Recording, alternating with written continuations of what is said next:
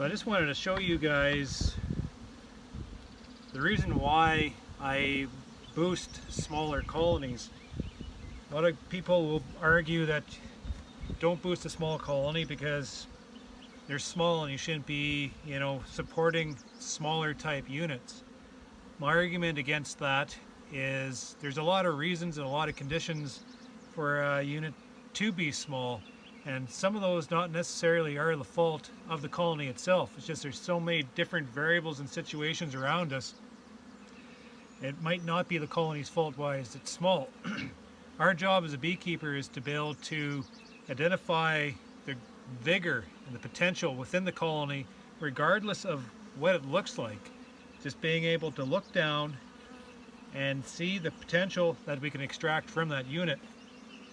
And by doing that, we'll identify weak colonies and we shake them out. We don't promote any of that.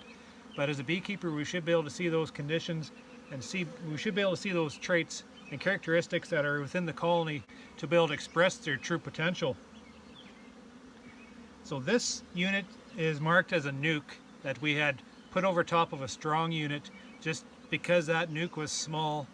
It went through some hard time and it needed a boost. It was below that population threshold, didn't have enough bees to be able to advance itself. So we dropped this over top of a strong unit with newspaper and an excluder. And we left it for a few weeks just to be able to merge the two units to work together to be able to give this unit a boost. About a week and a half ago, I've taken this off that and I've put it into an empty spot within this yard just to be able to have it move forward as its own separate individual unit. Now, I'll just show you what's going on in here now. So I haven't found the queen, so I'll go back through it again. But what I have here is the start of a brood nest, and you can see good laying pattern going on there with the capped brood, as on this side too.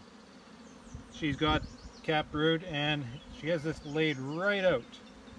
Now this is a box of bees, so she has all the bees in the world that she needs to be able to use to be able to develop out this nest. You see, I'm almost out of battery there, so I'll quickly go through this. So here's another frame,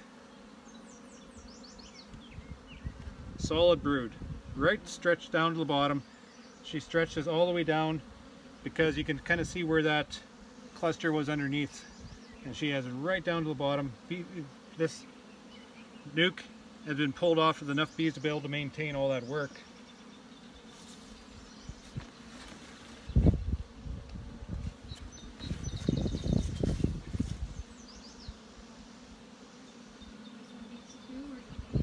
That one needs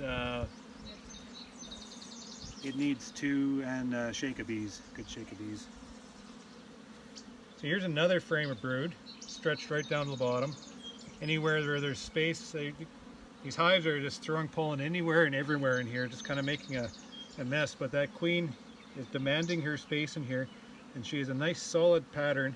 We have brood, we have pollen mostly around the outside and kind of shotgunned right in the middle, and then nectar all the way around the outside. That's 3 frames of brood.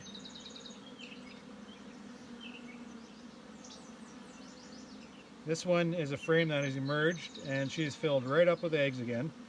And I can see that pollen is kind of just thrown anywhere they could, just drop it off as they moved in. Here's a side of brood that's about to emerge. It's more mature. So I call that about half a frame, so that's 3.5 frames of brood. Here's a frame that just emerged and filled with eggs. She's got to be close here if there's eggs all through this. Still haven't found her. So this might not quite represent a full frame of brood, but let's call it half. So that's 4.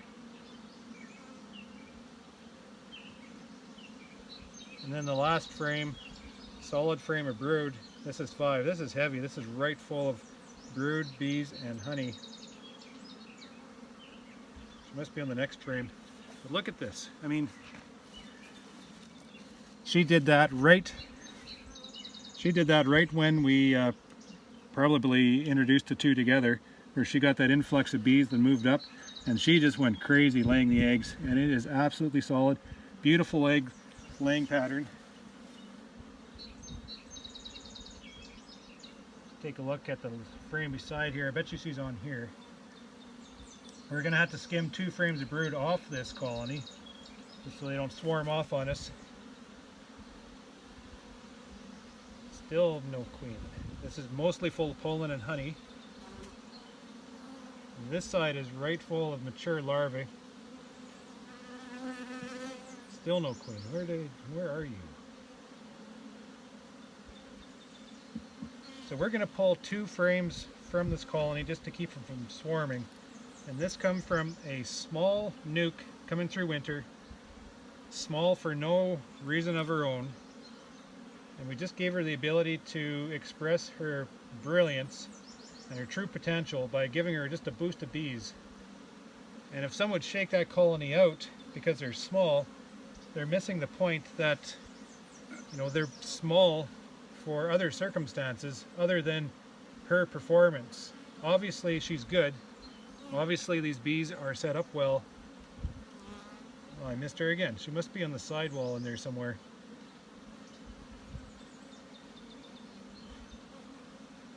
But our job as a beekeeper is to be able to identify true potential and, you know, help them express it. Promote the brilliance within your apiary. And we can't be superficial by the way we look and manage our operations. We have to involve a little skill and talent and be able to, you know, extract the core of this apiary to make it produce and make us a lot of money. There's no use if I would have just shaken that colony out into the grass. I would have lost that potential and I would have had to go replace that. And that's very costly. I mean, we're in this to make money, we're not in this to spend money. So I was able to utilize the strength I had within my operation and promote the brilliance within my operation to bring everything together. And now those guys are going to make me a boatload of money, and that colony that gave that split away to that is able to, you know, we've already done our split work on that colony. We don't have to worry about doing any more reduction on there. We can just send it straight into the flow. So that's just a little trick I wanted to point out and just continue my argument on, as beekeepers, we need to be able to focus on what's going on.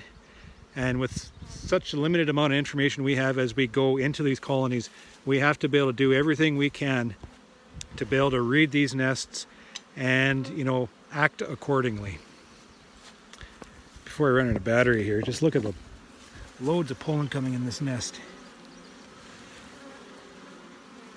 Of course, now they stop.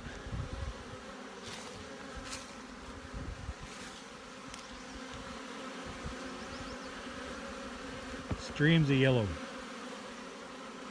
And orange. And Carrie says orange.